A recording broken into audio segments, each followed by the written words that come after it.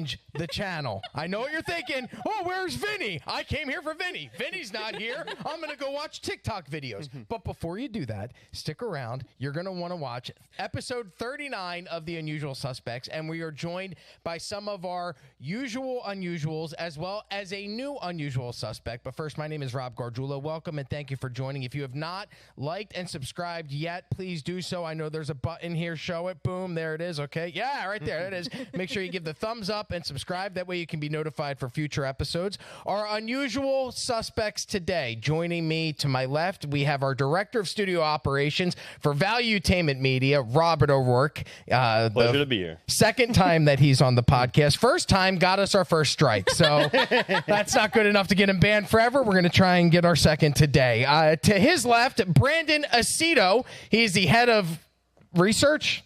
Yeah, you could say something like that. Sure. Okay, sure. That's not well researched in his own position, but he is the head of research for Valuetainment. Brandon Aceto joining us. Across from Brandon, we have Connor. Connor, welcome the audience. He is from VT.com. Say hello, Connor. Hello, everyone. And do we have your Manek graphic today? I don't think so. I don't think so. All right, we'll get to it eventually. Weta, yeah. And for her first time, she has been behind the scenes, the producer. She is the one that has made the other 38 episodes run smoothly. So we'll see how 39 does with Humberto at the helm. We have Kelly Ann Arnold, producer extraordinaire, Valuetainment media personality, and today's new unusual suspect. Welcome, Kelly. Thank you. We have a lot of great topics to get to today. I'm going to be talking about the Candace Owens gag order from the Daily Wire that came down yesterday. Robert O'Rourke will be talking about James O'Keefe and a CIA contractor caught on film. Brandon wore what could possibly be the tightest lab coat they've ever made in human history. I sure did. That looks like a lab coat that like a little Asian man from the Institute of Wuhan would wear when he was creating viruses. Gotta stay aerodynamic. Yeah, okay, yeah. He's going to be covering hidden science. Connor, you'll be discussing the anti-Semitism bill. What is it, House Resolution 6090? Yeah, some of the worst legislation we've seen in a very long time, and that's really saying something given what Congress does nowadays. Agreed. And Kelly will talk breaking news. This came down yesterday. Boeing now competing with the Clintons for body counts as a second whistleblower has died. Speaking of competing, you can compete in the Manek League Championships by joining Manek and downloading the app and then connecting with all of us. Everybody that is on today's panel is on Manek. You can see right there, there's me with Vivek Ramaswamy, my QR code. You can make sure scan that. We can connect. We can talk podcasting. We can talk content creation. Listen, I'll show you photos of my feet if you want them. I don't care. Manek with me today. Brandon is on Manek as well for all of your researching needs. Kelly is also on Manek. She can give you life advice, producer advice, live events experience. So make sure you Manek with Kelly. And is there anybody else? Humberto, you're on Manek. No, that's not. There it is. There is Humberto as well. So the guy behind the scenes, Manek with Humberto today, and join the Manek League Championships underway. Your chance for a dinner and a night of cigars with Patrick Bet-David. There's several different categories you can compete in: lightweight, heavyweight, new Manectors, old Manectors. So subscribe, check out the leaderboard at manek.com/leaderboard, and download the app today. Let's get into it, everybody. I want to talk about the Candace Owens and Ben Shapiro fallout and the gag order. So did you guys all see the news? Is there an article up on VT.com right now about it? VT.com right now. The news broke yesterday. Candace Owens has been gagged by the Daily Wire.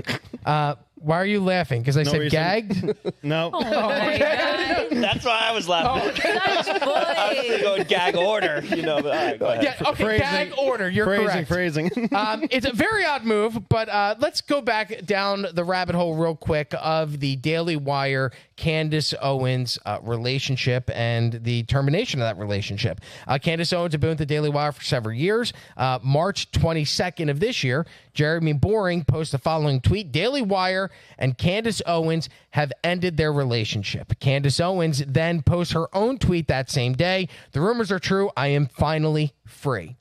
Now, let's fast forward to April 5th. That is Candace's tweet right there, where she announced that she had been free from the shackles that binded her at the Daily Wire.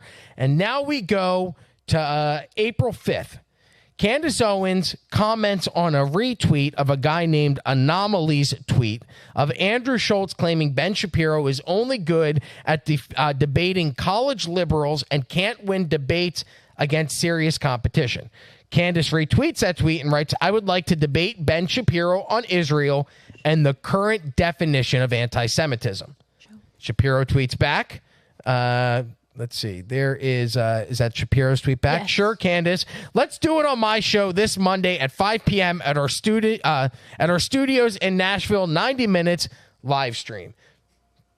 Does that seem like a fair battleground to you guys? Not we're going to debate, but you got to do it on my platform in my building that I own at the time that I set with the employees that I staff and the distribution system of which I employ. After you just left so unceremoniously. Yeah, come walk past all your old coworkers down the hall, and I'm sure they'll glare at you as you're on your way into the studio. And I make all the money on the ad sets. Yes. Can you imagine? That'd be like somebody working here, Valuetainment. Vinny works here. Then Vinny leaves, and then Pat, if he gets on Twitter, starts talking shit, he and Pat go back, and Pat goes, oh, you want to have this conversation? Come in to my studio, an environment that I control, and let's have that conversation. And again, a conversation that I monetize. And we'll profit from. Yes, and I control the narrative. You just know that video would get uploaded with some like, Ben Shapiro destroys anti-Semite Candace Owens. I would love to see the descriptions if Daily Wire was in control of that and the titles. You're right. That'd be a lot of clickbait. So Candace responds, as any normal person I think would. I'm sure you can appreciate why I'd want to keep this off the Daily Wire platform. Let's choose a neutral, trustworthy platform. I vote Patrick Bet David. I love this because that's when my phone started going off. Pat, I'm sure Pat's phone started going. I'm sure your phone started going. Yes. Oh, I mean, I know our phones were going off because we're texting each other this and going, "Hey, you should see this. This is awesome. We should get involved." To quote Kanye West that one time, "I love the way Candace Owens thinks." Yeah, I do too. I agree. I would have loved to see Pat moderate that debate. They go back and forth. Shapiro responds, says he doesn't want to do it because Pat called the Daily Wire the Daily Jewish Wire, which is not actually what he said. But okay. Then he goes, no moderators, one-on-one, Monday at 5 p.m. We can sit down and have a healthy debate like adults under my conditions that I set. My fiefdom. Yes, exactly. So I'm setting the rules, and you must abide by them. Otherwise, you can't handle a healthy debate like an adult. We'll stream it on X and YouTube. Take it or leave it. Then, for no reason at all, this is weird, Jeremy Boring, the Daily Wire CEO, who actually initiated this entire thing by tweeting that she was no longer part of the organization, he then jumps into, I'm going to say his friend's defense, but it's weird. Well, like his dad, yeah. It was like, I would defend my wife like this. Like, if I saw my wife getting outwitted and outmatched in an argument, I would come to her aid. That's what it felt like when Jeremy Boring, out of nowhere, he wasn't getting tagged, he steps into this conversation and is like, no, well, Candace, I want to debate that Ben Shapiro. Can anybody make that happen? Ben, yes, I can make that happen. Candace, not like that. Clearly mischaracterizing what had happened. 100%. And coming to the defense of his coworker. Candace then accepts this ridiculous offer. That was the weirdest part. Candace goes, okay, fine. I fully accept no moderator. I will get in touch privately to set this up. This is a major win. There's the tweet right there. There's all kinds of emojis, American flag. All right, cool. And then radio silence for weeks. Nothing ever comes of it. In fact, I'm like, we were tagged in this. What's going on? Are we hosting this debate? What's going on? No, nobody knows what's going on. Everybody has gone radio silent. Until April 24th, Candace then tweets out, for those of you asking for updates, my team reached out immediately suggesting the first week I was back in the States, we were informed the proposed date would not work for Ben due to the holiday, but have not heard back regarding dates that do, despite multiple email attempts. So there it is. That's where the debate had ended. And then again, back to silence until yesterday when Glenn Greenwald put out this on his locals account, and it's also available, a recap on VT.com for you to read. As the Daily Wire publicly negotiated a debate with Candace Owens, it secretly sought and obtained a gag order against her. Oof. Long title, Glenn Greenwald. I mean, if you're trying to use SEO, Candace Owens gagged Ben Shapiro, boom, right off the bat, and then everybody will click. But I was like, wow, that's a long title, Glenn Greenwald. But okay. Did you guys read the article? Are you familiar with the current up-to-date situation with, according to Glenn Greenwald, the gag order of Candace Owens and what happened? Yes. Okay. For those of you who you guys are all like, yes, Come on. teacher, go ahead. We did the homework that you assigned us. According to Glenn Greenwald, while the ongoing negotiations were going on, this is ongoing, the debate between Candace Owens and Ben Shapiro, behind the scenes, in secret and unbeknownst to its readers, Daily Wire sought a gag order to be placed on Owens after she had called for the debate.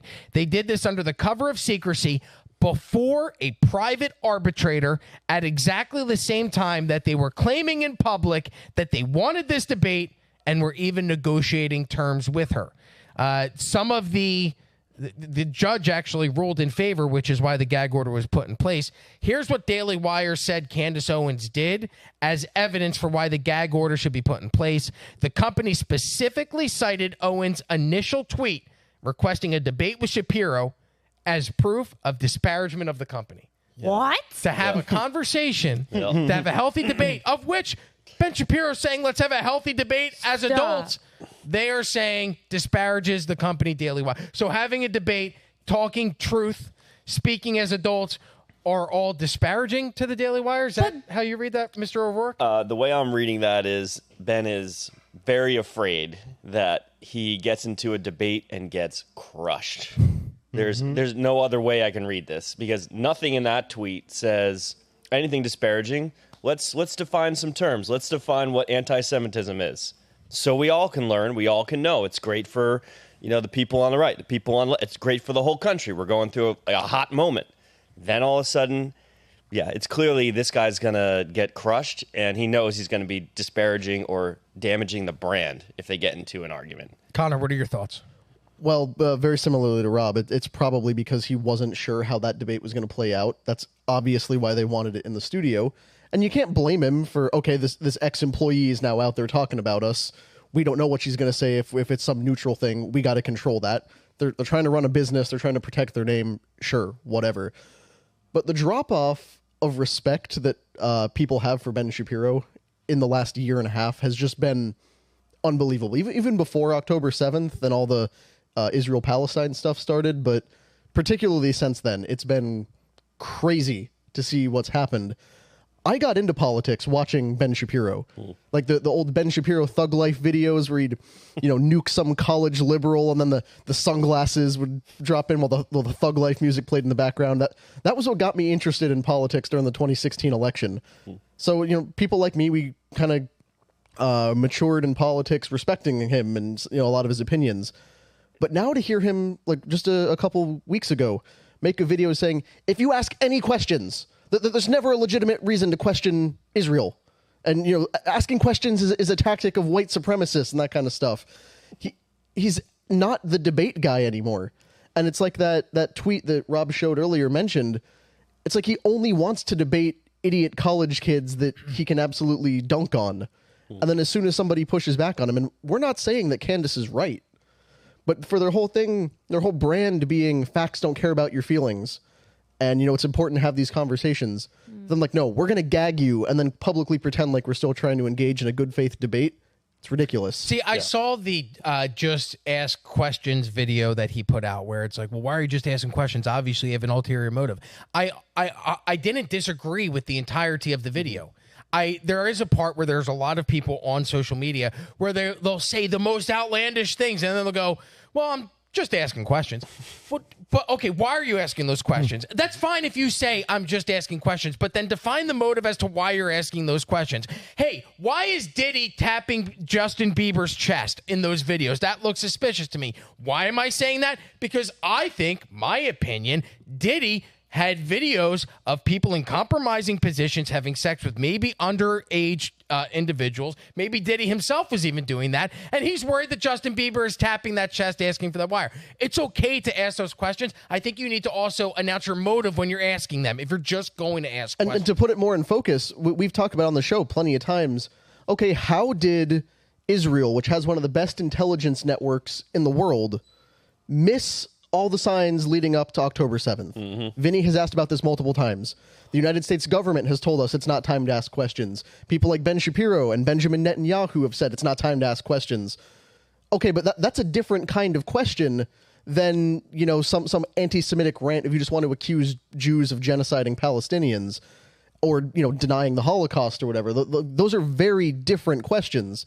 But they lump it all together and say, no, you can't ask any of that. Well, and it's not like Candace Owens was doing any of that. Here is what the judge ruled was part of the proof of disparagement of Daily Wire. The company claimed before the arbitrator that it did not object in principle to a healthy debate. It urged the imposition of the gag order on Owens by claiming that the way she requested the debate constituted disparagement of Shapiro and the site. So it's not the debate itself we're against. It's the way that she asked. She asked on Twitter. Yeah. And you guys responded on Twitter. So wait a minute. You guys made this announcement on Twitter, right? They fired her on Twitter or announced to the world that she was no longer with Daily Wire on Twitter. So you bring this entire conversation to Twitter. You started, then she responds on Twitter, and then you go, oh, no, we don't like where you responded.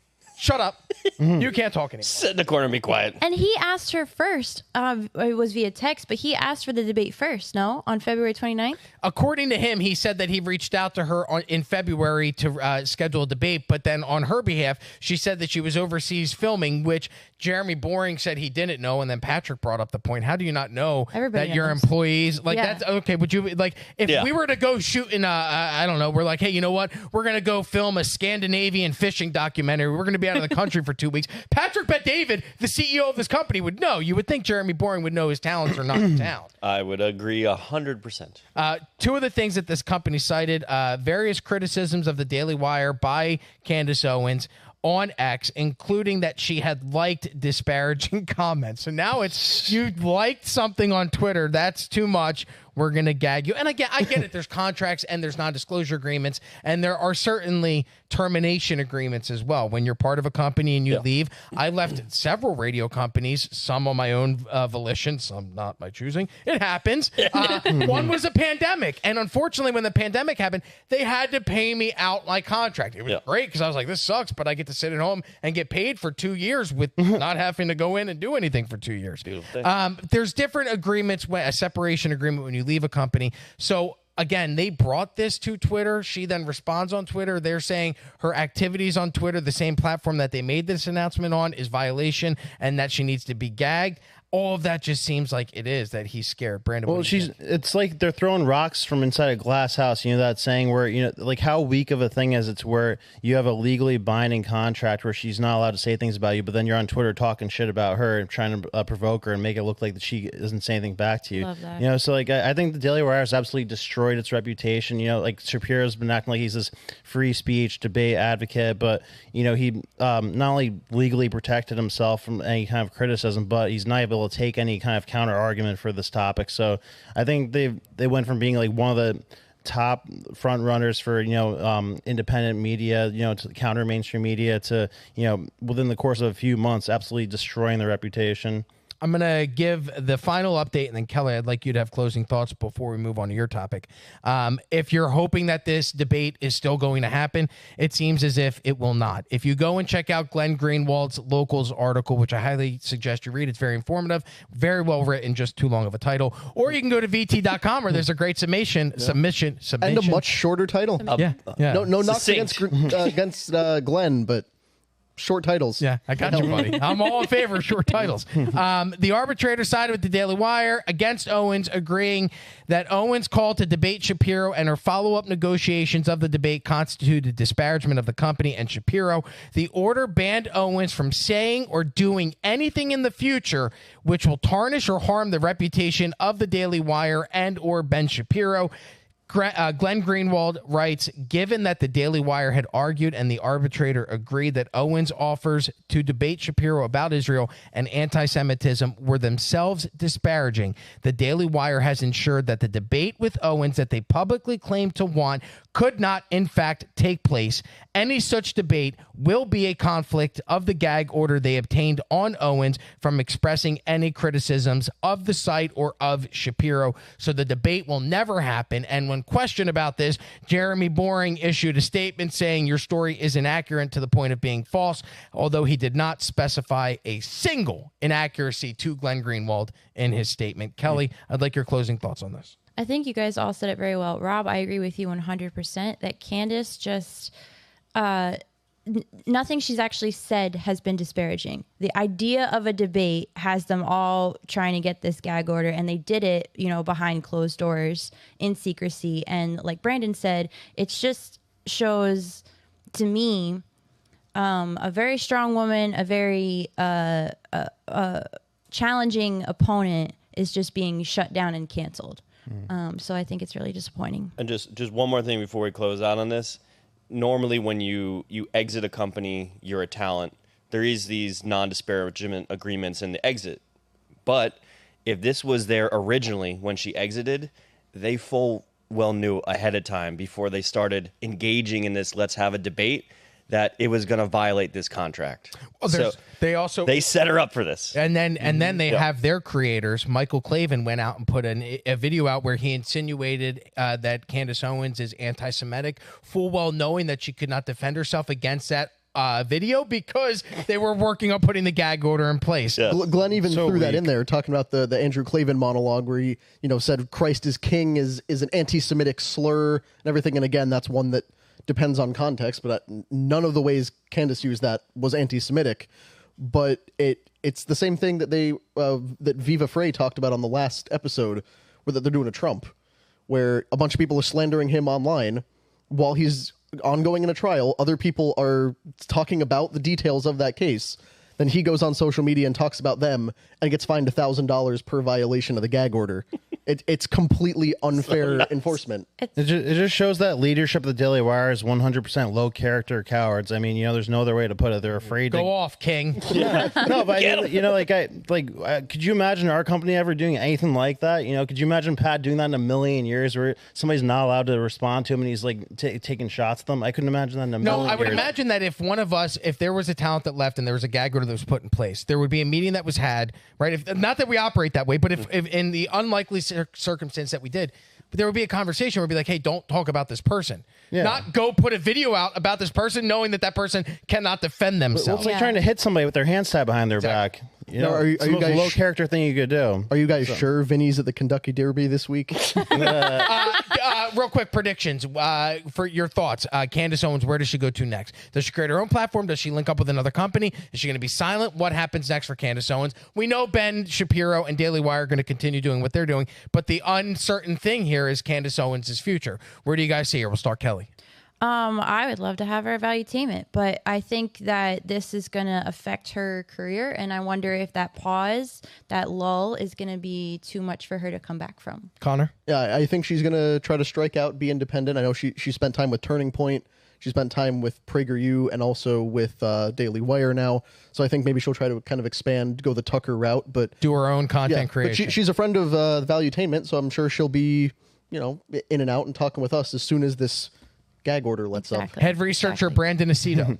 Yeah, no, so regardless of where Candace ends up, I think it's without question she's on the incline, Daily Wire's on the decline, so she's going to do great wherever she ends up. That'd be awesome if it was here, but wherever it is, she'll do great because the market loves and respects her. Amen. The market drastically lost respect for the Daily Wire, so... Director of Studio Operations at Valuetainment, Robert O'Rourke. So whatever I can disclose or not disclose, I would say this. I think she 100% is going to do her own thing, have her own platform, and she's going to be super successful.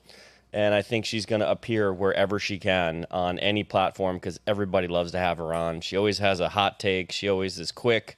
I don't think there's too many people I've seen really in the country that can fire off as quick as she can. She's just so bright. So I think she's going to appear on a lot of different shows. And I also think she's going to do her own thing and she's going to crush. Sounds I think like it's unusual suspect material to me. Oh, yeah. Candace, We'll take her any day, I want Candace. you on this show so bad. Please come. And as, in addition to intelligent and all the things that you stated, likable. And I think that in this industry, you need to be well-read, well-informed, and also be likable, not have the audience go, I hate this person. They're so boring. Yes. And Candace is the opposite of that. So good luck to you, Candace. Let's move on to a more lighthearted topic.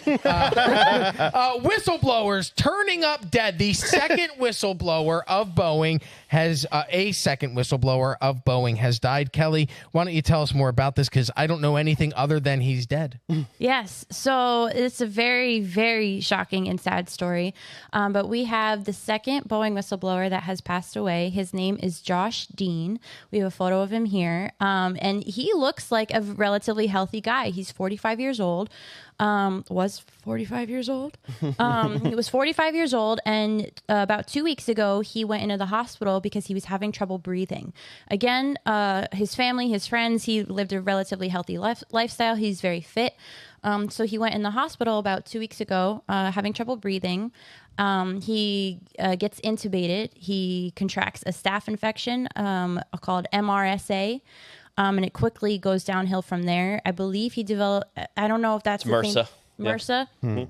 A blood infection. He was put on an ECMO machine. So they basically acts as your lungs and heart outside of your body and is like trying to clean everything.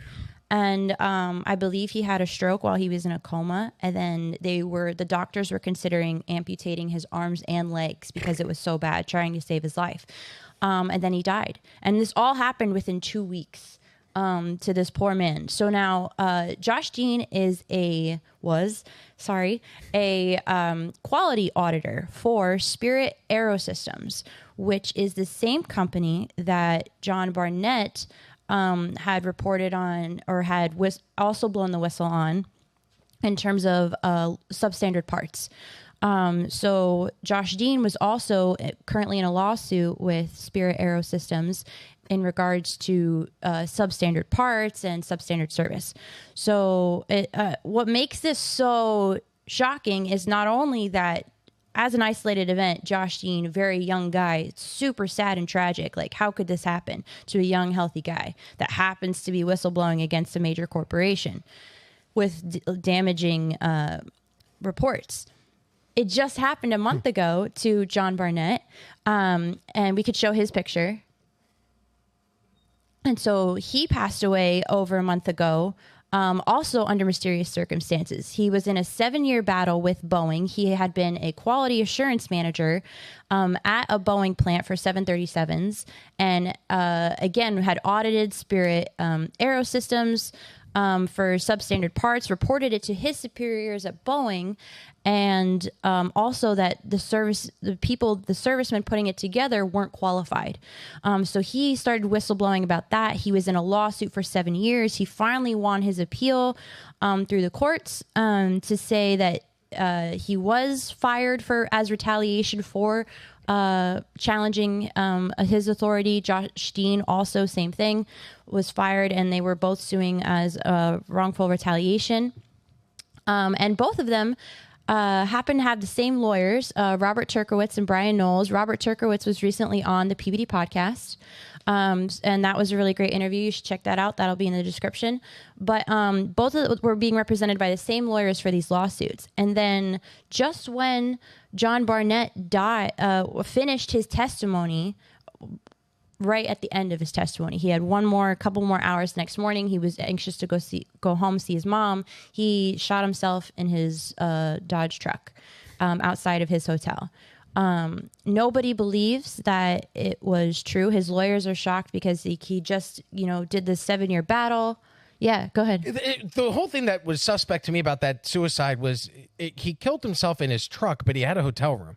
Yeah. Like, for me, I've never been in the throes of suicidal depression where I'm like, I'm going to take my own life. But and so you're clearly not thinking in the best headspace at that point. Mm. But I would think even then you'd be like, hey, I don't want my like if I'm going to kill myself and I have a hotel room, I'd rather do it in the hotel room rather than in my truck because, hey, I do it in the hotel room. My family can still take my truck and sell it. They're going to need the money. I know that sounds very callous and cold to think about, but why, if you have the opportunity to kill yourself on a property you don't own, it's a hotel room, it's something, why wouldn't you go do it in there? Why would you do it in your own vehicle? So supposedly it was raining really, really hard that night. And if it was me, I probably wouldn't want to get out of the car anytime soon because I'd be soaking wet. That's the only thing I could think of.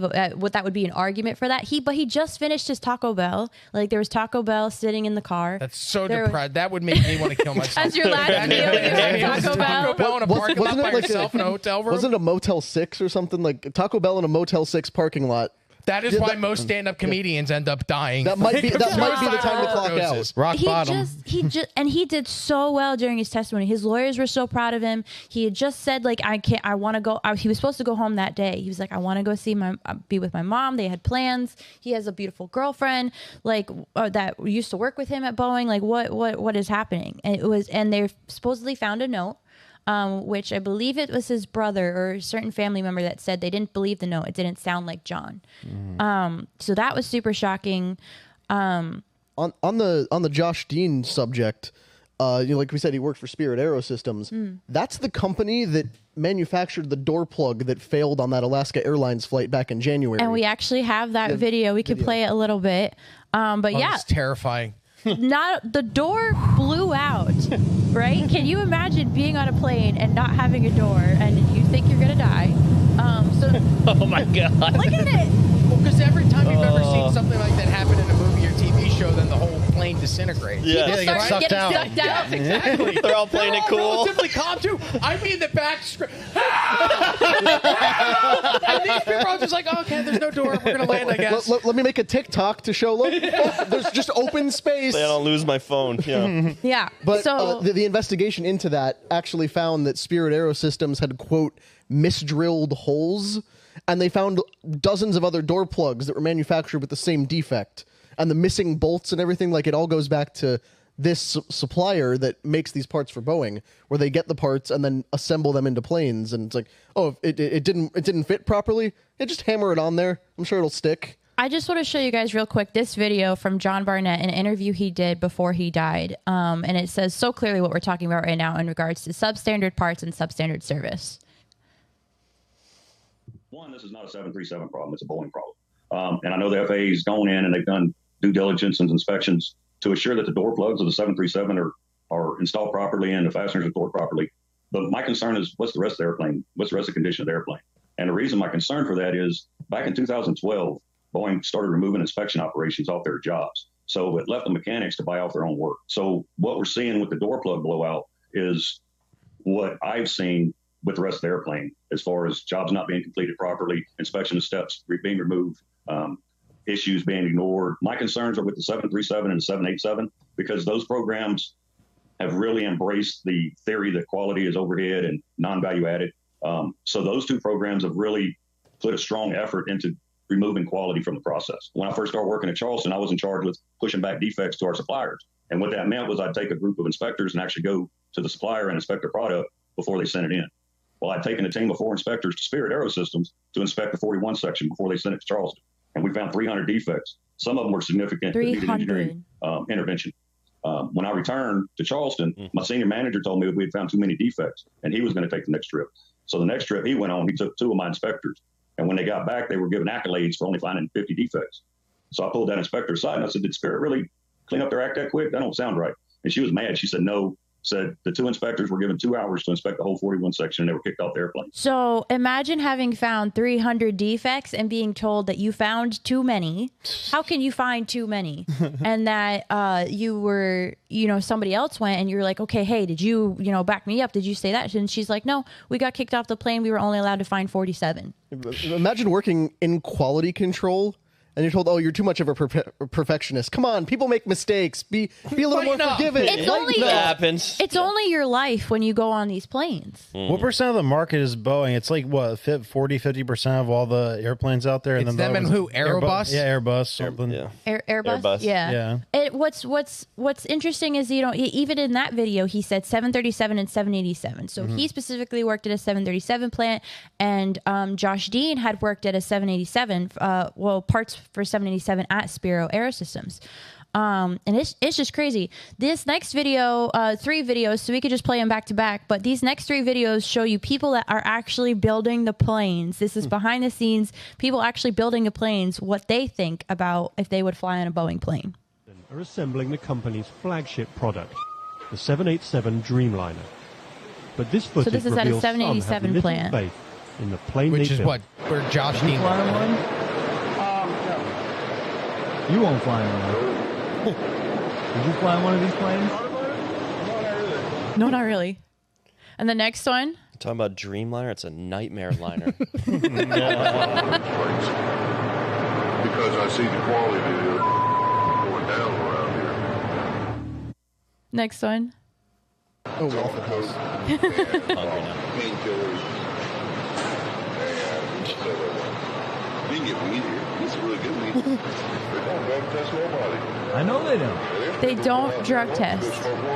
So not only are you getting substandard parts with over 300 defects, you're also getting people on drugs building these planes that you're about to put your life on and fly away. Fantastic. It's shocking. So there is another whistleblower whose name is out there. His name is Sam Salapur, and he recently just testified in Congress, I think 2 weeks ago, a week ago, Connor, if I'm not mistaken. Do you know? Yeah, about a week and a half ago. And so I fear for this man's life. I really hope he's safe and we protect him at all costs. He said something really profound during his testimony that, I know I'm a whistleblower and I'm at peace because I know that I've done the right thing to protect people and help, raise our safety standards. So my question to all of you is, we posted this on our Instagram story. Not one person believes that this is a coincidence that the second person died so tragically after one just died a month ago.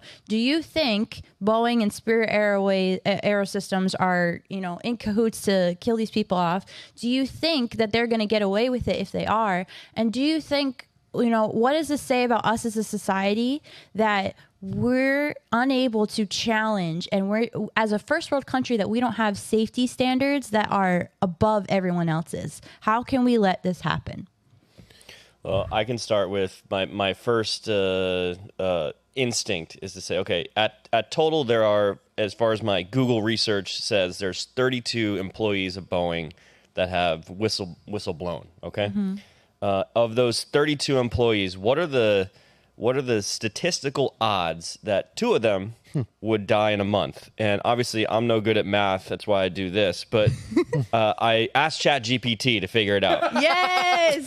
ChatGPT came back and said there is a 0.0086% that this is a possibility. Thank you, ChatGPT. So thank you, ChatGPT. Of natural death for 2 employees out of 32 to die in this short of amount of span. And this isn't calculating, okay, of the 32, like how many of these, that are actual people that are whistleblowers, a certain subset, just based off the normal mortality rates for, the country. In an industrialized country, it is a 0.0086. It's not like I'm saying it's, we're looking at like 800. Less than a 1% chance. Yeah, no, way less than a 100. This is like 800ths of a chance. Like, it's nuts. So the fact that this happened, I've got zero confidence that this was, just of natural causes. How do we protect whistleblowers in the future? How does anyone willingly come forward to save us from the unknown if we don't protect them? I mean, we should probably start a GoFundMe for this guy who's the last whistleblower and have, like a security force around him because he's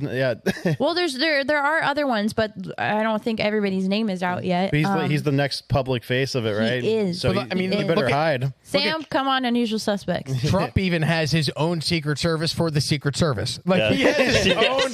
That's how you stay alive when you push the narrative. So the problem is these people don't have the resources like Donald Trump has. What concerns me more, it's very freakish, the odds that this could happen. What concerns me more is watching those videos of those people talking like that they're on drugs putting together planes. I worked in radio and we had to take drug tests yearly for the radio. And everybody was on drugs, but it was the radio.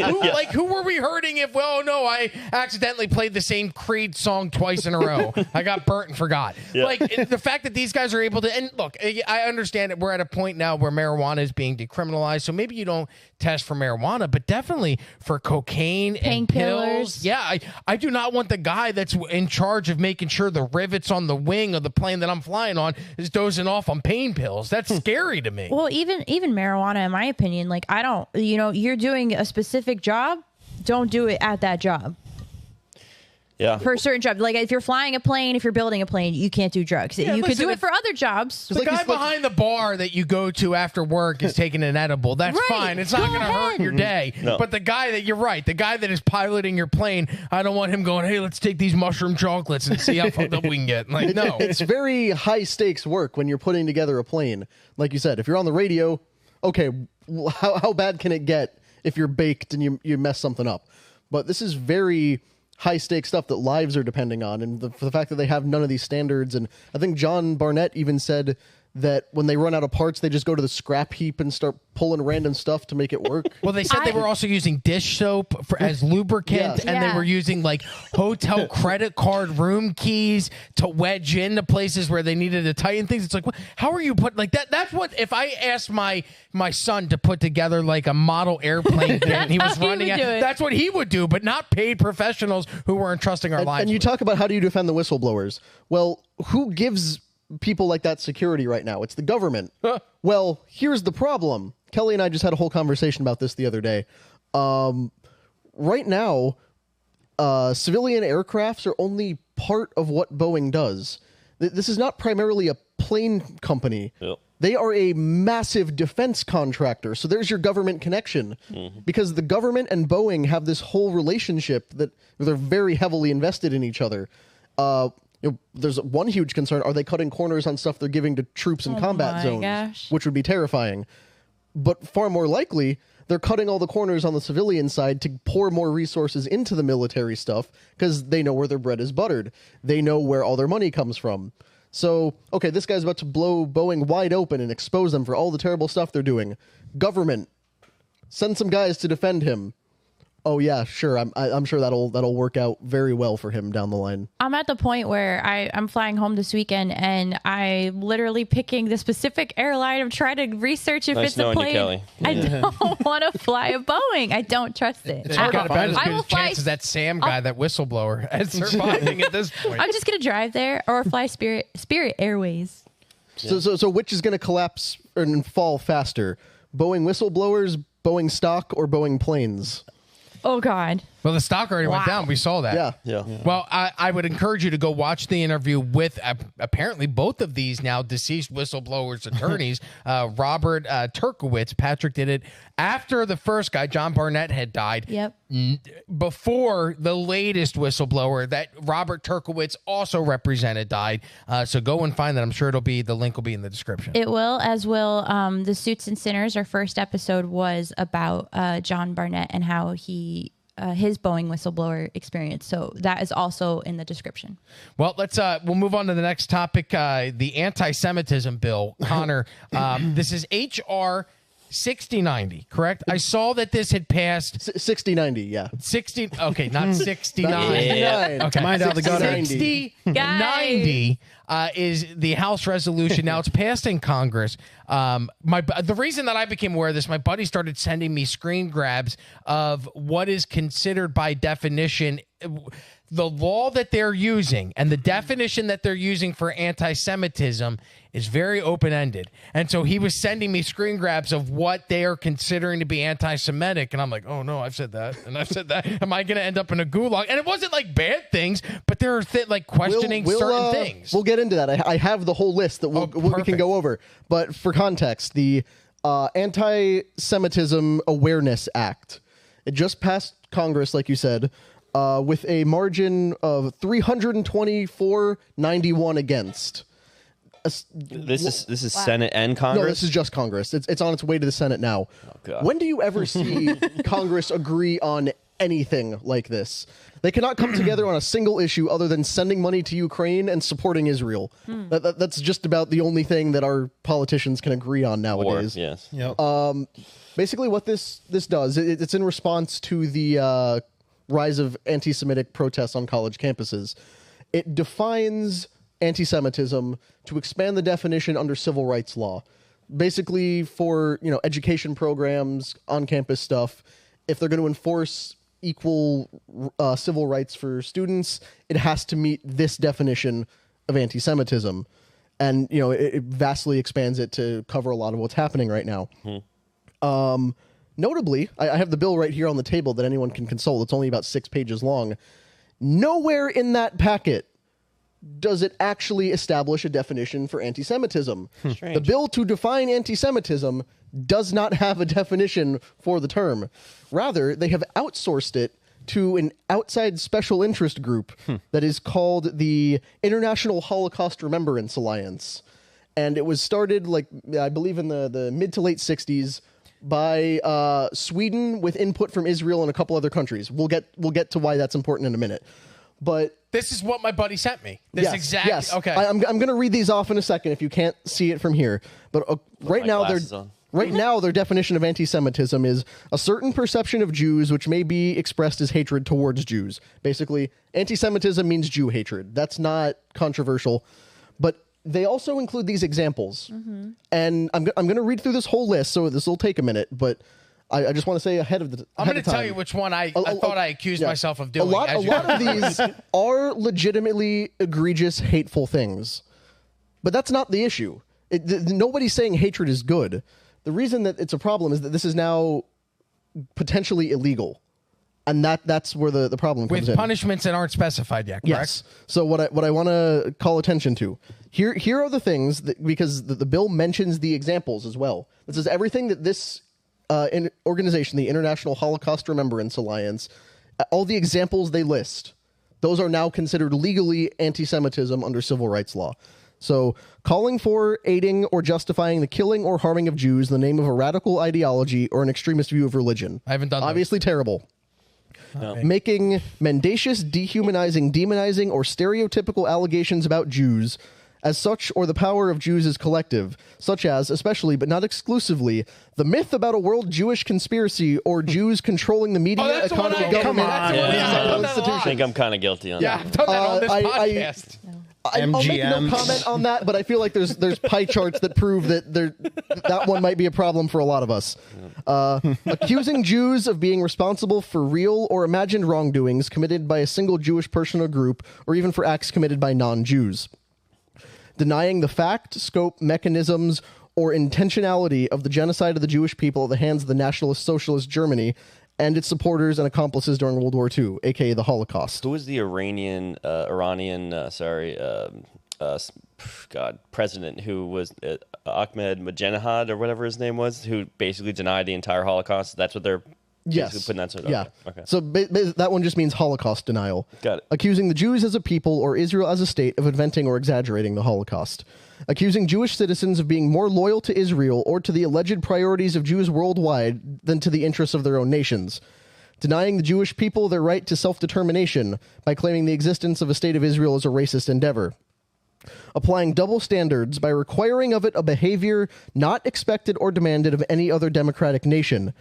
Using the symbol or images associated with classic anti-Semitism, e.g. claims of Jews killing Jesus or blood libel, to characterize Israel or Israelis.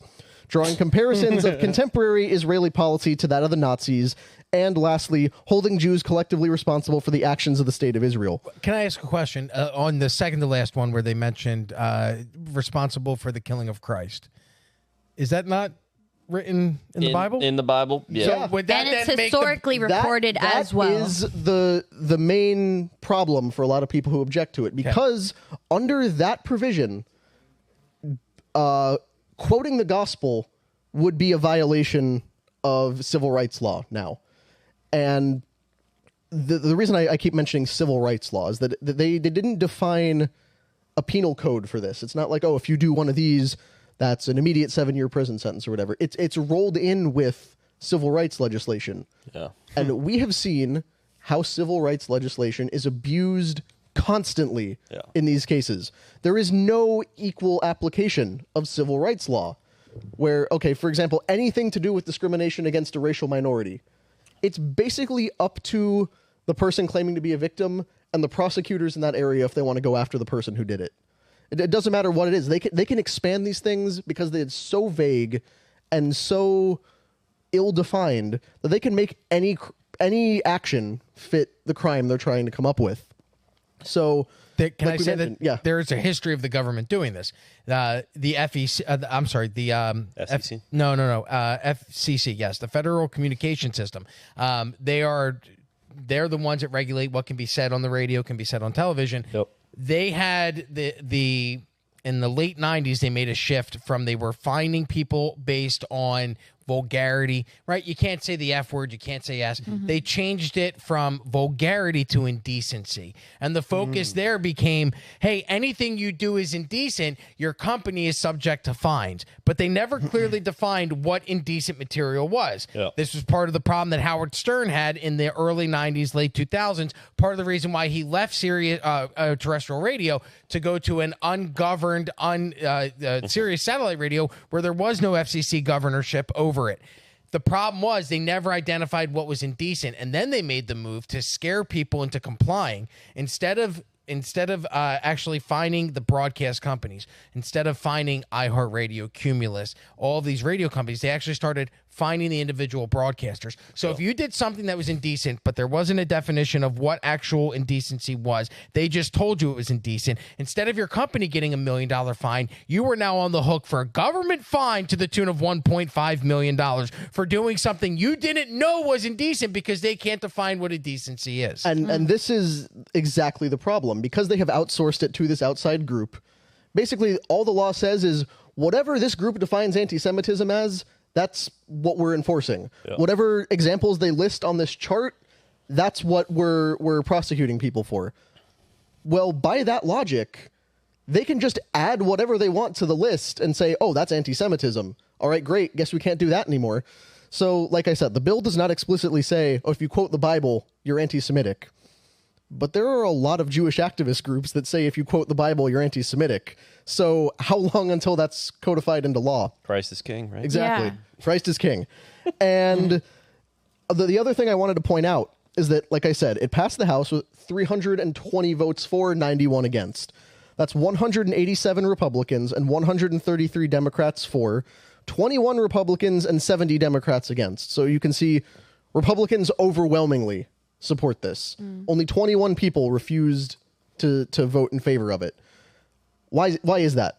Because they didn't actually go read what was on there. It's a 6-page bill. I mean, you idiots need to go read this. Yes. That doesn't have the thing you mentioned. But aren't Republicans supposed to be the free speech people? Nope. Isn't that the party that's always stood up and said, like, First Amendment rights, any suppression of what we have to say? Well, here's why. Here's why they didn't say no to it. Trump signs order against anti-Semitism at colleges, worrying free speech advocates. That's from 2019. This whole bill basically got its first form as a Trump executive order. Aren't there protests happening on college campuses, though, that are anti-Semitic? Right. Yes. How's that not violate this? If that was cited 2019, how is this happening today? Well, that's what this is in response to, because there have always been these kinds of protests. And the entirety of our government on both parties have always favored Israel in these things. Because we're a predominantly Christian nation. Yeah, we won't pass a bill to define anti-blackness, anti-whiteness, anti-Asian bigotry. As much as they might try to, those always fail. This is the one that makes it, because it's the group that they really want us to focus on right now. Whether it's Trump, Biden, whoever else, this is likely to pass. The Senate already has pushed for it. Senators were involved in drafting it. Biden is, of course, going to sign it. He finally condemned the college protests like 2 days ago. So this is what we have now. A vague, essentially hate speech bill where they can prosecute you for going after a favored group like this. Yeah, this is what they're struggling with in the EU right now as well, too. So, Ireland in particular is trying to fight back on this, and they have. But the anti-hate speech laws, they're basically putting people into a pigeonhole, and it totally gets rid of the ability for you to speak any kind of truth. And this is what our Constitution is for. Like, the EU doesn't have that kind of backup, but we've seen this time and time and time and time again. Like, one of the most, it's a reason why it's the First Amendment, and it's not the 5th or the 10th or the 11th. It's our First Amendment, because this is how we stay free, is we're able to speak, we're able to know what's going on, because other people can speak. If it's bad speech, if people are saying garbage, more speech helps it, and people debate and give out, the reasons why they disagree or why this is stupid, why you shouldn't pay attention. But without that, we completely lose a free society. So, yes, they're trying to protect a group that right now is going through a lot. And so I understand the sentiment is trying to, help in a difficult time and it's not bringing down the temperature is basically what I want to say to this too, is that it's ratcheting it up. Now, people that do normally support Israel are having a hard time supporting this bill and are saying, hey, you're literally making our holy book, the Bible, a form of anti-Semitism. How can we support that? So this is just more of pitting the left against the right, or the yays versus the it's time and time again, we're getting pitted against each other, and we're missing the bigger picture. And so people recognize this too, because the leader of the Democrat opposition to it was Jerry Nadler, who, as you might remember, is himself Jewish. Yep. But his argument against it was this bill not only would target anti-Semitism, but would also create penalties for criticism of the Israeli government. That's what I want to swing back around to, because this the IRHA was created by Sweden with input from Israel a long time ago, which basically means the Israeli government has a hand in sculpting legislation that controls what American people can say about the Israeli government. Why are we, as free American citizens, not allowed to criticize a foreign power? Exactly. We're allowed to criticize our own government, and there should be no restrictions against that. So how much more should we be able to say, hey, that government kind of sucks for any country anywhere else in the world? But now suddenly they are writing legislation for us that controls what we can and can't say about them. Yeah, it's like you have to ask yourself, why is America so willing to bend over backwards for Israel? I mean, I get that it's like our station in the Middle East. It's where we could set up shop and try to implement stability in the Middle East. There's nowhere else where you can really do that. But if you're willing to bend over backwards for somebody, you have to ask, like, what kind of influence they have? Like, why is our Congress people so ready to do this for them? And what are they necessarily afraid of? Because I don't know, this goes against our core values. Yeah. So, well, it continues to show that the people that we've elected into positions of power based on who was on the podcast who said it was Tulsi Gabbard. The people in Washington are not representing their constituents, and she continued to go back to, we are the lobby. We are the people that they should be trying to win over. Right. And instead, they're catering to their lobbyists or foreign governments. You look at our border and how it is clearly not secure, how it's becoming a problem. You sent us, and we showed it on the podcast the other day, the actual cell phone pings of people that have crossed the border illegally, and now them showing up at these different college campus protests. And then there's the admission of paid agitators by Eric Adams, acknowledging a Democrat in office in New York City, going, there are paid agitators making these situations worse.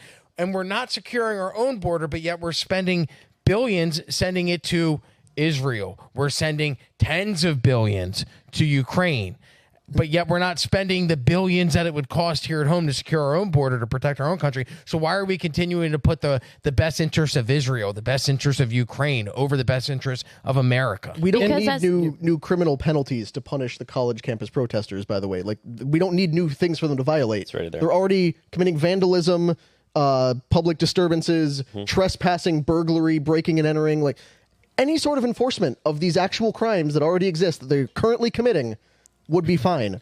But it's performative. We have to say, no, you're saying the mean words too, and that's why we're going after you so hard. I know I'm the girl, and of course I don't like hate speech, and I don't think people should be allowed to say those things. I do believe in free speech, but especially if you have a platform, you should have a certain responsibility. But then that's the viewer's choice to support that platform and continue to watch it and or not. That's why we hold them to a certain standard, or why producers hold their talent to a certain standard to watch what they say based on what they want to represent.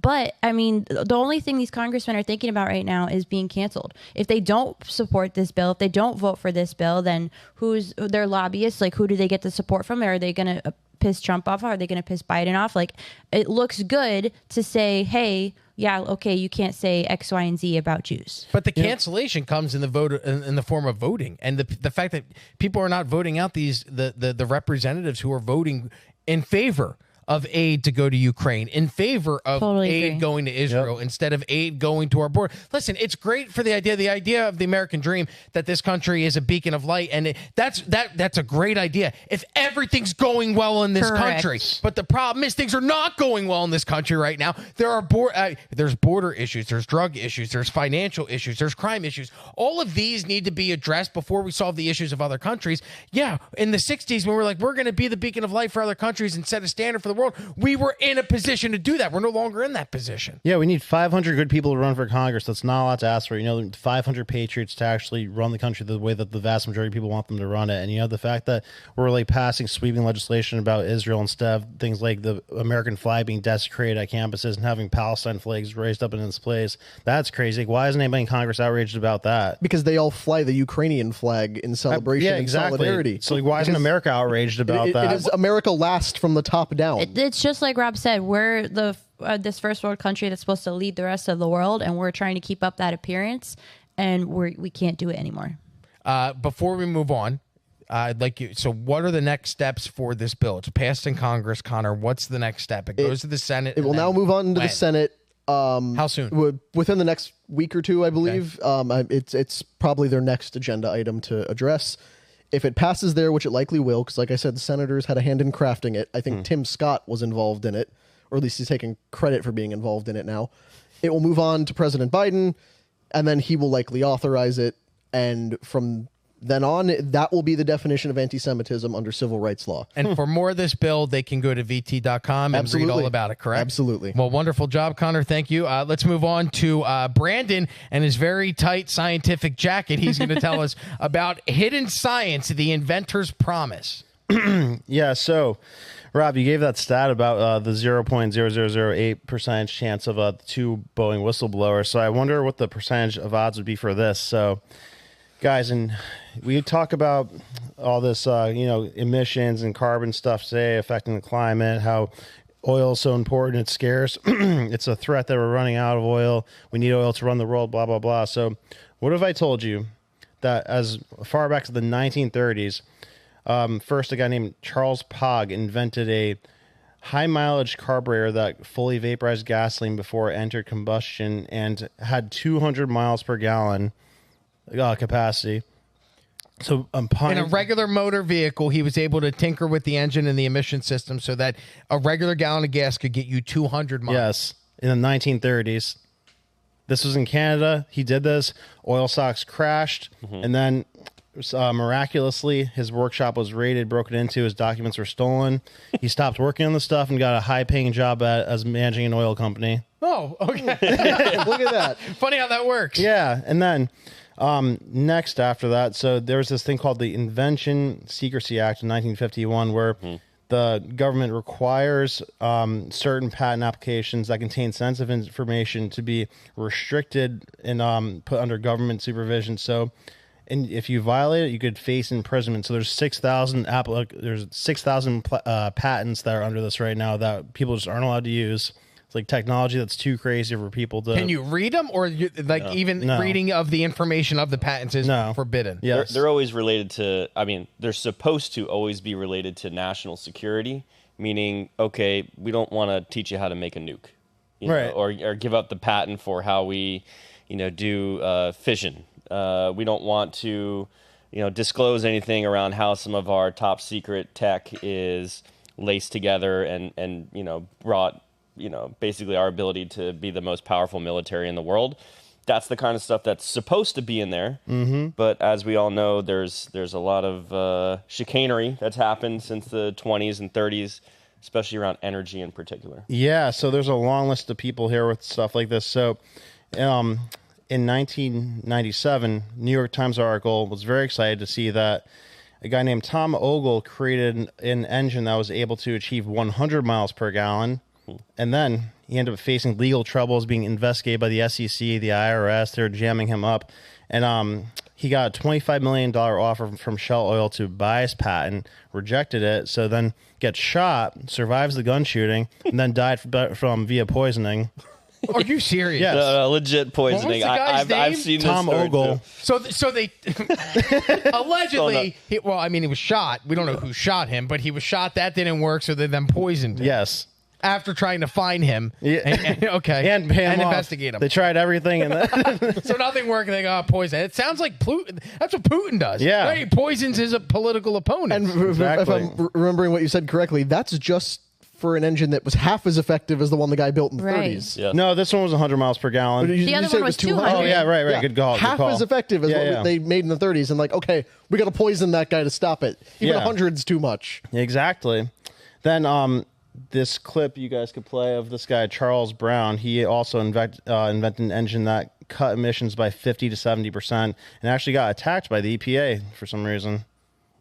Treat air and out of air, I make it more than just providing oxygen for the combustion process.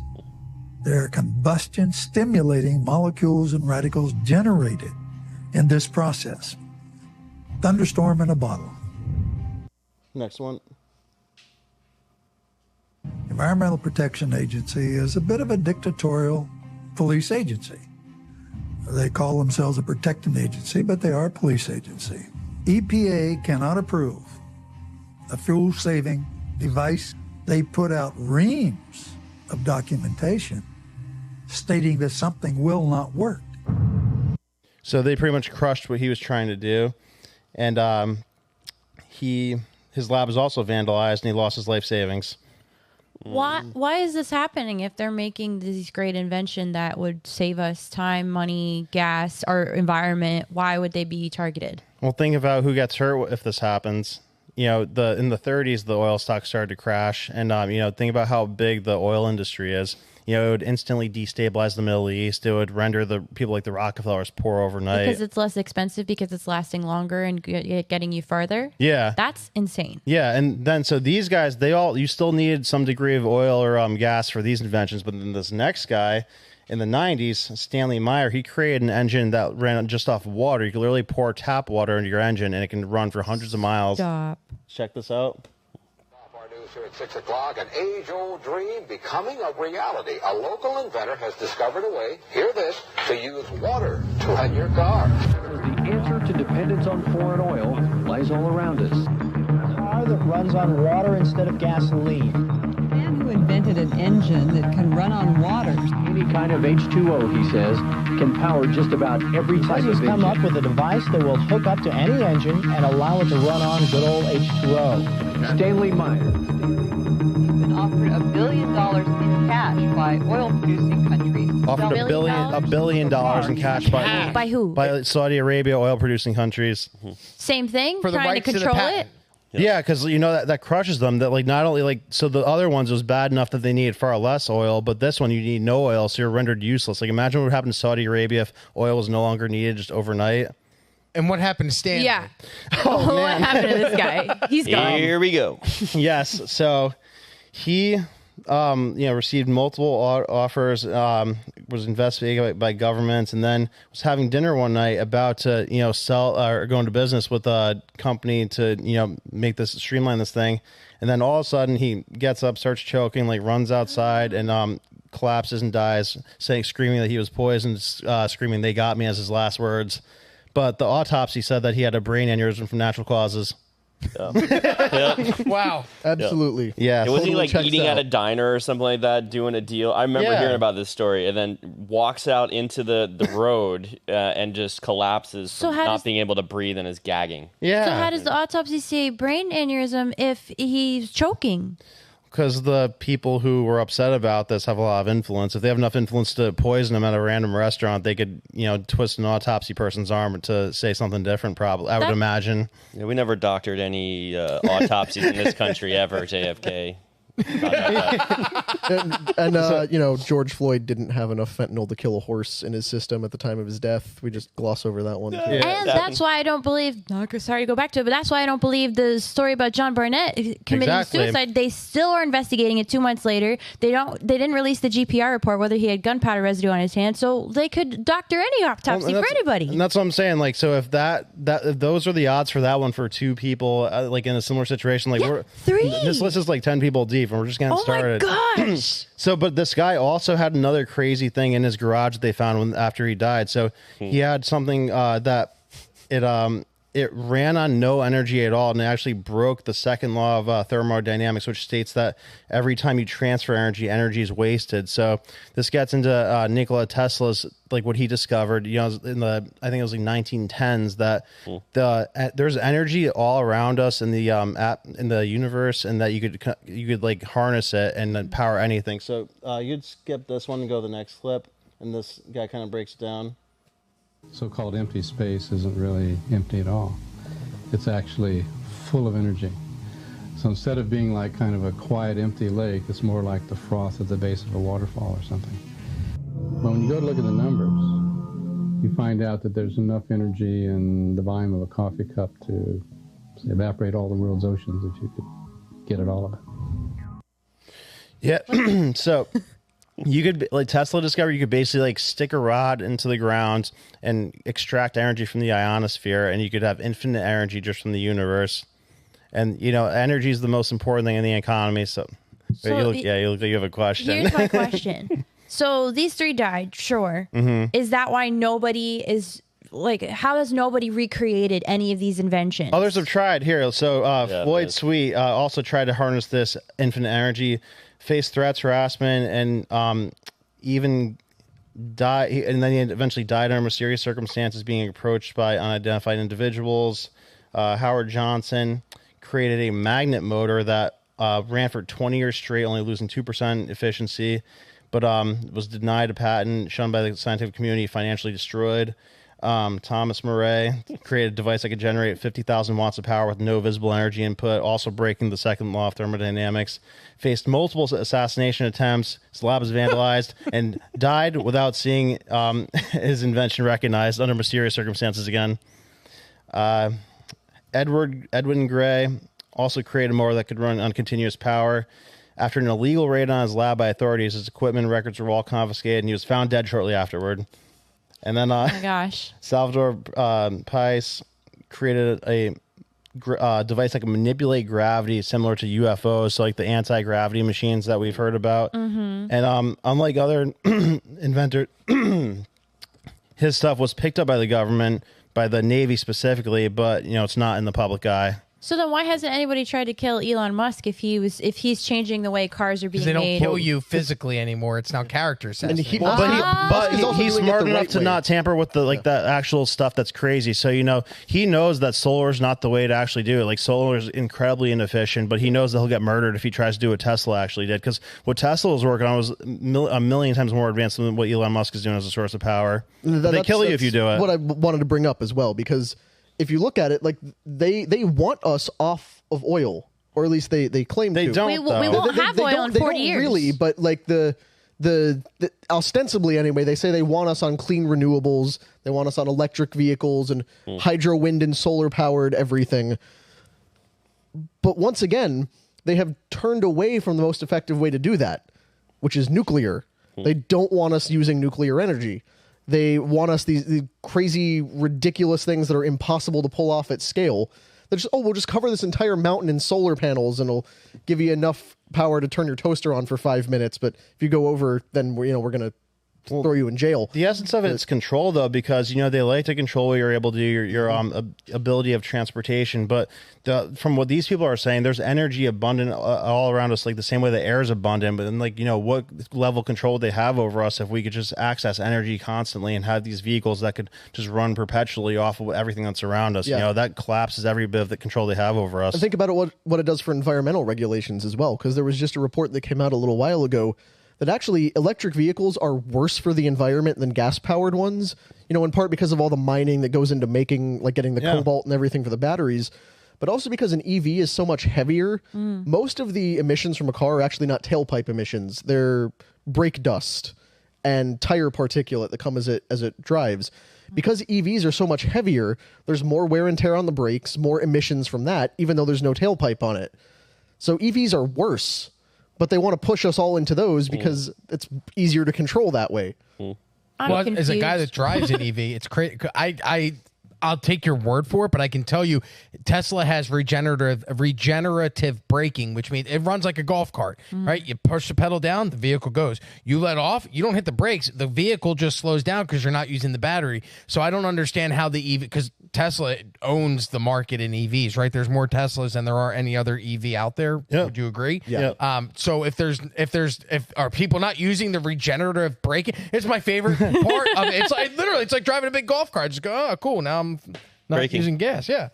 and I'm not using brake power. No, yeah, but they don't give a shit about the environment, though. You know, I mean, they care about the electric stuff because, yeah, they have a kill switch on. You know, they could lock you out of your car or they could track where you're going. That's why they're pushing it. But they don't care about the climate in any measurable way because, you know, if they did, they would recognize these things have been created for the last 100 years. But they know that these people have been killed for creating this stuff. So, I mean, people like AOC, they're just trying to gain like a mechanism of control over people and like a way to extract wealth from people and not let them be able to have freedom of transportation. Well, it's very interesting, Brandon. Thank you for bringing that story to us. And, you know, maybe we can figure out who had a hand in some of the deaths of those inventors, because up next, Rob O'Rourke is going to talk about the CIA. I'll comment on this as well, too, just to close it out. Then I'll segue into what's going on with our friends at Langley. So I think a lot of this has to do with national security around why they would constantly suppress this type of technology. Let's do like a thought, experiment here. Let's say aliens are real and they have advanced technology and we're reverse engineering it, but we find out some of the tech that they have is 0-point energy, is the ability to get off all types of fossil fuels. That is a national security issue for our entire economy. It means that, oil-based products, plastics, everything is going to it will absolutely decimate the entire economy, and then we have a serious problem worldwide. So if we're going to be able to get off of, this type of, petrodollar and work our way towards a 0-point energy, and then you put control back in the hands of countries like China. So right now, the only thing limiting China's ability to grow and to be a bigger national power is because they're limited by the amount of oil they can get. They can't get enough energy to be able to really compete with us on a high level. So why don't they do the water thing? Yeah, I was going to ask, why can't they do that? That's a good question. They're not smart enough because they're not allowed to think creatively.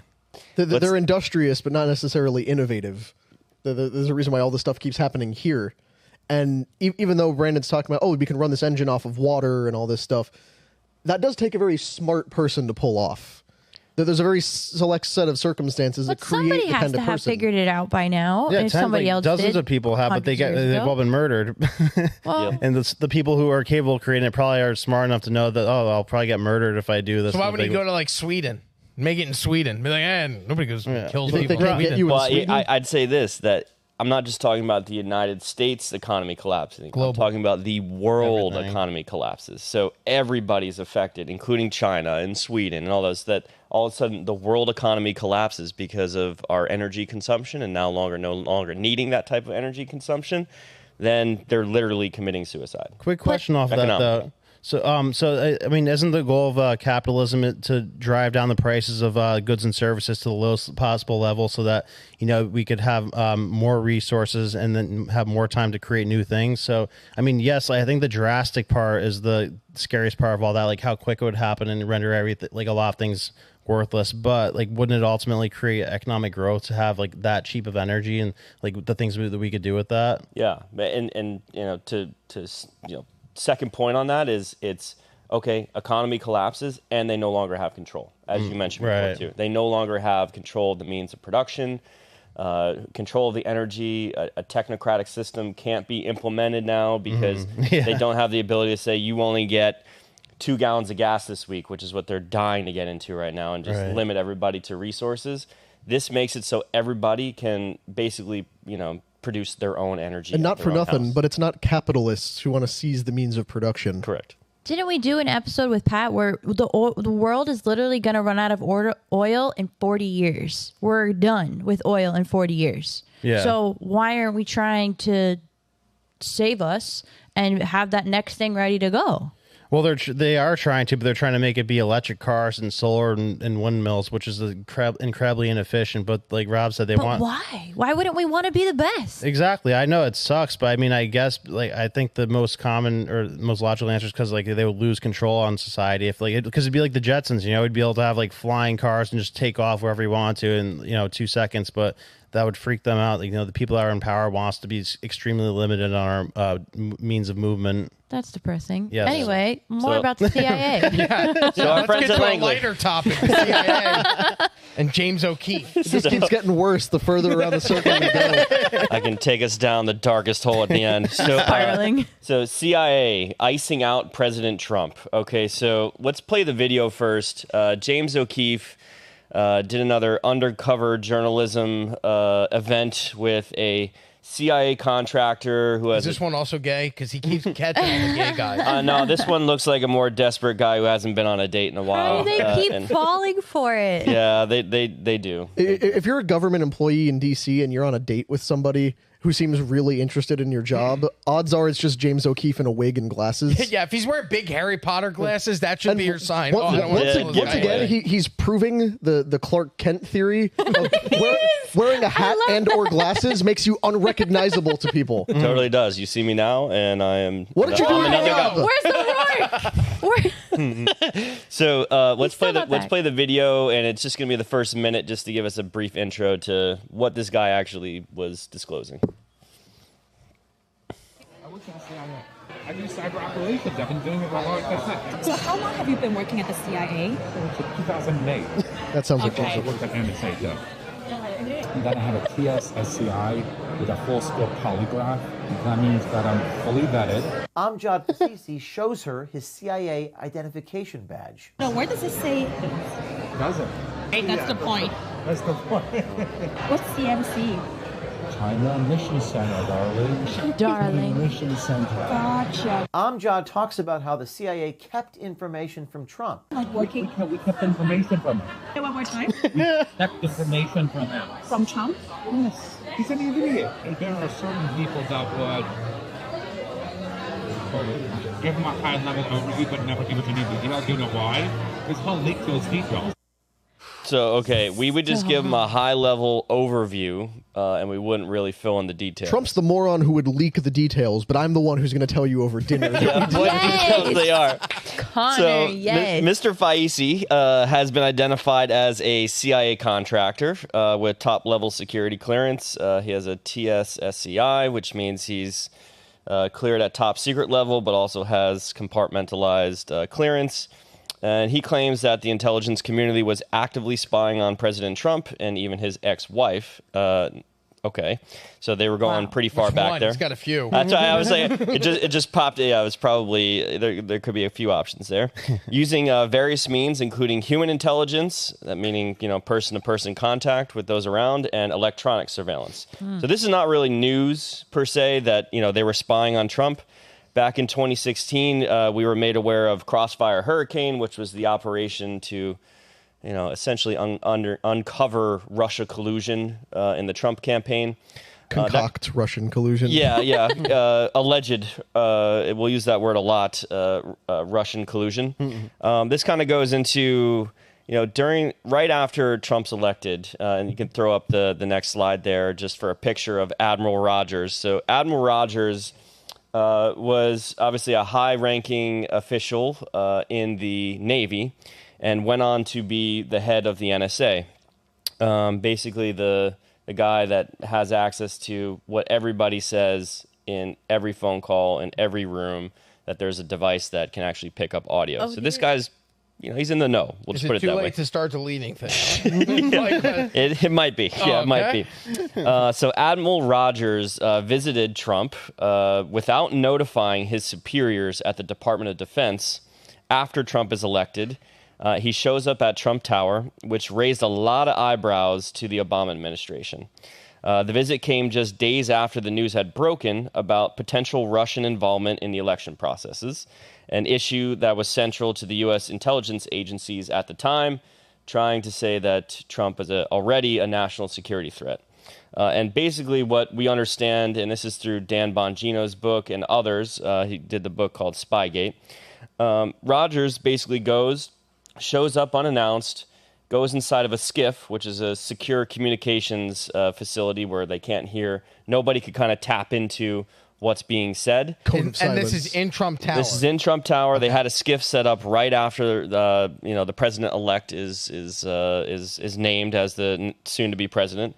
and understood that he basically tells Trump, this is Admiral Rogers, that they are up on his phones, that they're up on all communications that his entire team has been doing the entire time he's going through the campaign, that they are looking to push certain narratives on him. They're up on Michael Flynn's phone, and they are basically trying to push this whole narrative that he's a colluder with Russian, and that he is basically responsible for leaking secrets already before he was given access to secrets. So this is great. So senior intelligence officials within Trump's campaign, or actually presidency, after he names Mike Pompeo, Gina Haspel, these are the heads of CIA, are, as this gentleman is caught on record here saying, but also has been documented in many places, that they were colluding to withhold sensitive info from the president during his tenure to keep him from leaking any more secrets to Russia, or that he would misuse the secrets in any kind of way. And this is Pompeo is also the guy who Tucker just absolutely lights on fire and says Pompeo, he calls him a criminal on multiple levels. Said he wanted to murder, was it Assange or Snowden? Yeah, Assange. So basically Pompeo was, while, in the head of CIA during Trump's time, wanted to plot to murder Julian Assange, because that's the best way to deal with people that are trying to reveal secrets about things that shouldn't be revealed about.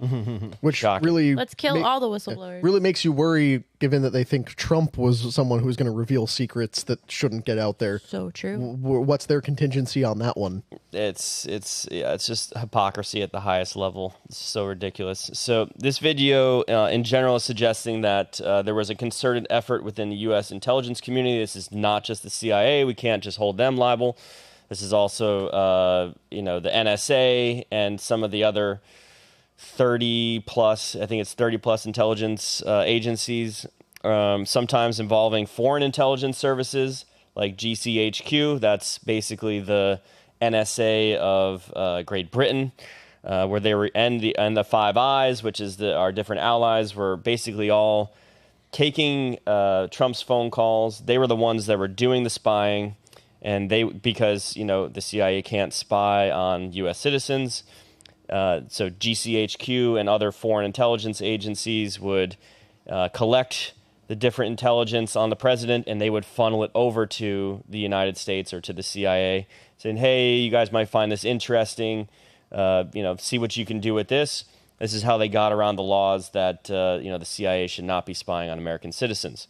So, and we've had this type of intelligence gathering apparatus for a long time with our foreign allies, known as the Five Eyes.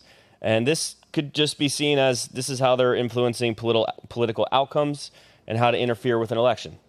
So this leads to, if this video is basically saying that the gentleman is in the know, that he understood that they were holding information, particularly between the CIA and the NSA, leading to a fragmented approach to intelligence sharing and operations. So take a step back, think about how super dangerous this is, that the president of the United States, who has to make decisions on whether to drop a nuke, invade a country, we're giving him a quarter of the picture, a half of the picture.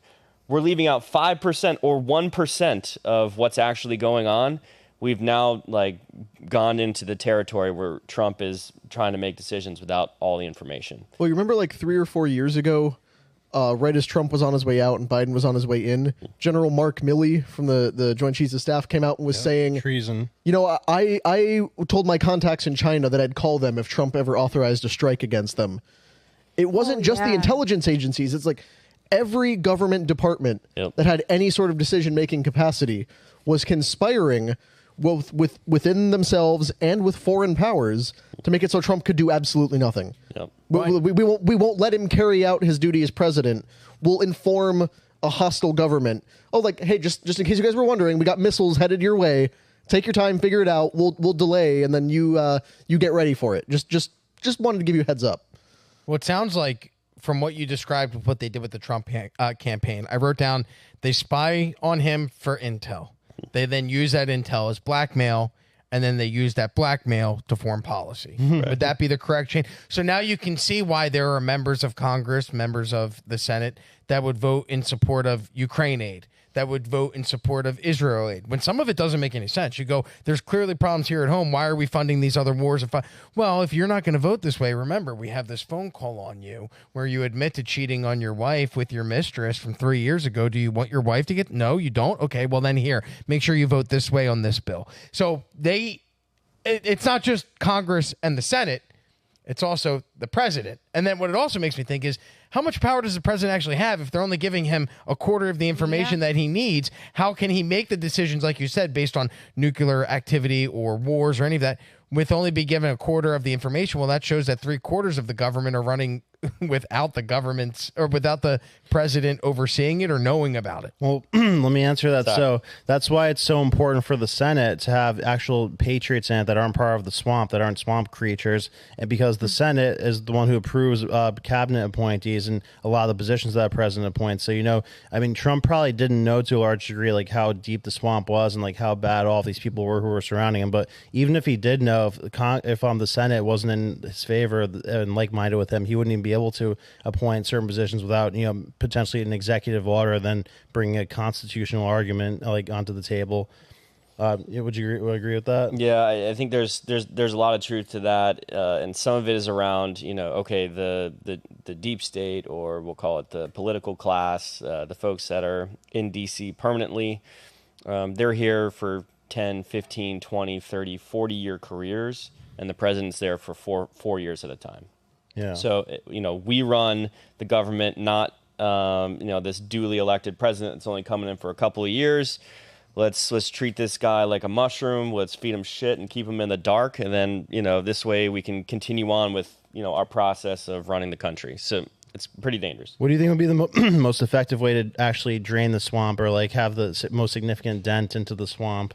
Yeah, that's a tough question to answer in less than 3 hours. But I would say that anybody can do what you can. The reality is that the thing that what has to be gone after is, I think Vivek probably had some pretty good suggestions around it, which was you go after the civil service protections around employees who literally can't get fired. Yeah. Or it takes an act of Congress to fire half these folks. Yeah. This gives you the ability to then go ahead and go after some bad apples, people that are using their, you know, we'll call it government positions to be political where they shouldn't be. And you can add in a bunch of other, you know, it's the national security state.